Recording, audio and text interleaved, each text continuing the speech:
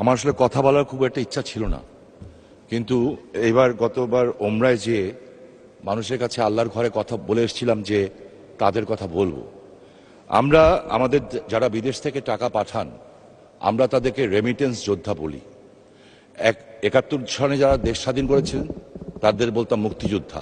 তারা দেশ দিয়ে গেছেন বঙ্গবন্ধুর নেতৃত্বে, আর দেশের অর্থনীতিকে সবচেয়ে সবল রেখেছেন এই রেমিটেন্স যোদ্ধারা।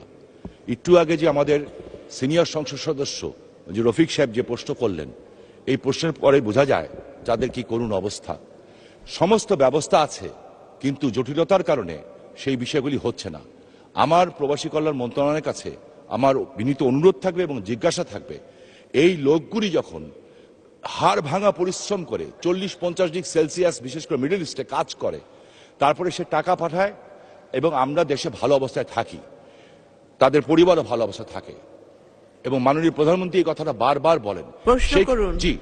সেইখানে তারা যখন দেশে ফিরে, বিশেষ করে এয়ারপোর্টে তাদেরকে যেভাবে হ্যাস্তন্যস্ত করা হয়, আমার কাছে মনে হয় যে সেটা বন্ধ হওয়া উচিত, এবং এই মন্ত্রণালয় থেকে নির্দিষ্ট ভলেন্টিয়ার সৃষ্টি করে তারা যাতে একজন ভিআইপি হিসাবে এই দেশে প্রবেশ করতে পারে, সম্মান নিয়ে প্রবেশ করতে পারে, সেই বিষয়ে কোনো ব্যবস্থা গ্রহণ করবেন কিনা, করলে কবে নাগাদ করবেন?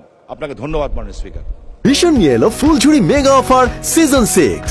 এই অফারে ফ্রিজ কিনলেই পাচ্ছেন নিশ্চিত 12 সেটের আকর্ষণীয় গিফট বক্স একদম ফ্রি। এই ব্যাপারে আমাদের মন্ত্রণালয়ের পদক্ষেপ নেওয়া হয়েছে।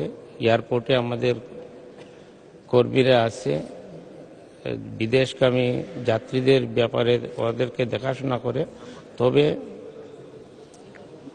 জনবলের সীমাবদ্ধতা আছে, যে কারণে হয়তো সঠিকভাবে দেখাশোনা হচ্ছে না। তবে ইতিপূর্বে আমি বিমানমন্ত্রী মহোদয়কে বলেছি যে আমরা এয়ারপোর্টে একটা মিটিং করব এবং সেখানে কাস্টমস, ইমিগ্রেশন এবং সিভিল এভিয়েশন ওনাদেরকে নিয়ে আমরা একটি মিটিং করব এবং সেখানে সমস্যাগুলোর সমাধানের লক্ষ্যে আমরা কাজ করব। আপনাকে ধন্যবাদ।